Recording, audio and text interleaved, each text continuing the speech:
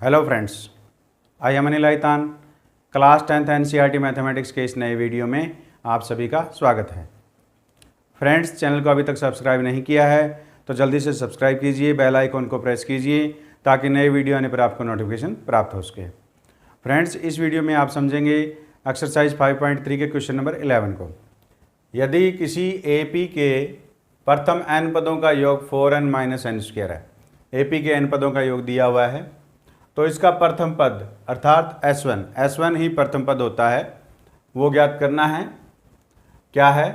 प्रथम दो पदों का योग क्या है वो भी हमें ज्ञात करना है। दूसरा पद क्या है वो भी निकालना है। इसी प्रकार तीसरे, 10वें और nवें पद ज्ञात कीजिए। तो ये सभी पद हमने ज्ञात करने हैं। माना AP का प्रथम पद A और सारवंतर D है, ये हमने मान लिया। और Sn बराबर यानी जो n पदों का योग है वो कितना दिया हुआ है? 4n - n² दिया हुआ है। तो हमने लिख लिया Sn बराबर क्या? 4n - n²। n बराबर 1 का मान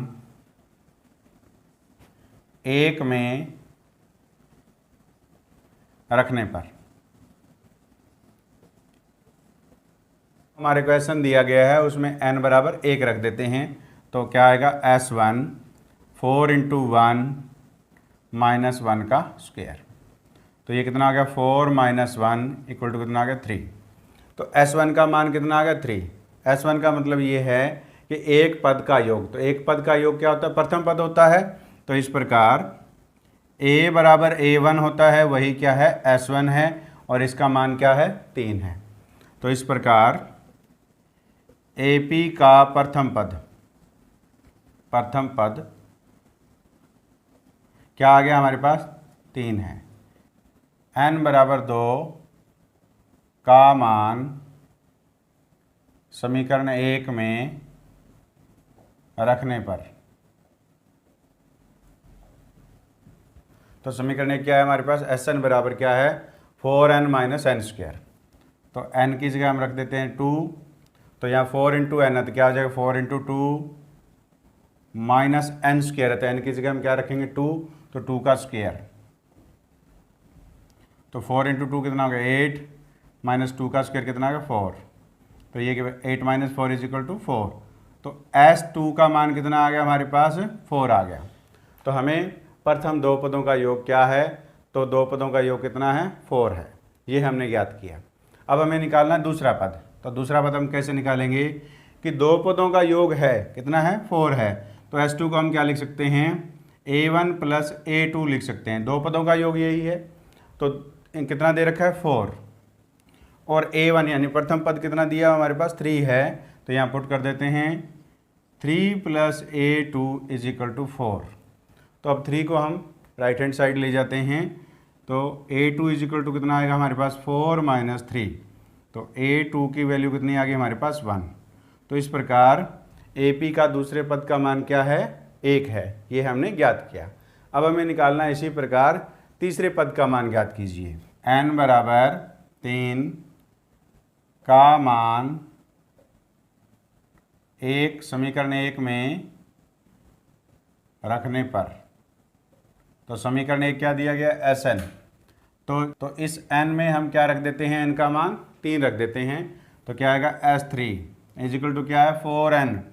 तो 4 × 3 - n²। तो n का मान हम क्या रख रहे हैं? 3। तो 3 का स्क्वायर यानी 3 का स्क्वायर। तो इसको हम सॉल्व करते हैं। 4 × 3 12, 3 का स्क्वायर 9। तो ये कितना आ गया? 3। तो S3 यानी तीन पदों का जो योग है वो कितना आ गया? 3 आ गया। तो इसको हम क्या लिखते हैं? S2 यानी दो पदों का योग प्लस तीसरा पद A3, वो कितना आया हमारे पास? 3। S3 को हम इस प्रकार लिखेंगे, दो पदों का योग तो हमने लिख दिया S2, और तीसरा पद अगर हम इसमें और जोड़ दें तो ये कितना हो जाएगा? तीन पदों का योग हो जाएगा। वो कितना है? 3 है। तो S2 का मान कितना है? 4। वो इसीलिए हमने यहाँ पे लिखा था। तो 4 रख देंगे S2 का मान। A3 = हमारे पास कितना? 3। तो A3 = कितना आ गया? 3 - 4। तो A3 की वैल्यू आ गई हमारे पास -1। ये हमने ज्ञात की। अब हमें निकालना है 10वां पद। तो 10वां पद निकालने के लिए हमें क्या निकालना होगा? D निकालना होगा सबसे पहले। तो A1 मालूम है हमारे पास 3 है, A2 मालूम है 1 है और A3 मालूम है -1 है। तो D क्या होता है A2 माइनस A1। तो A2 की वैल्यू कितनी है हमारे पास 1 रख देते हैं 1 माइनस A1 कितना है हमारे पास 3 -3 तो कितना आ गया -2। तो इस प्रकार D का मान कितना आ गया -2 है। अब D का मान हमें मालूम है और A मालूम है तो हम कोई भी पद ज्ञात कर सकते हैं। तो हमें कौन सा पद ज्ञात करना है 10वां पद A10। तो A10 कौन सा फार्मूला यूज करेंगे A + n-1 इंटू डी। तो n कितना है 10 तो ये क्या हो जाएगा A + 10-1 तो 9D। तो A का मान हमारे पास कितना है 3 है रख देते हैं 3 + 9 इंटू डी का मान कितना है -2 तो ये वैल्यू आ गई 3 - 18 तो ये आ गया -15। तो A10 हमारे पास कितना आया है -15। तो इस प्रकार हमने 10वां पद ज्ञात किया। अब हमें कौन सा ज्ञात करना है nवां पद ज्ञात करना है। तो nवें पद को हम क्या लिखेंगे an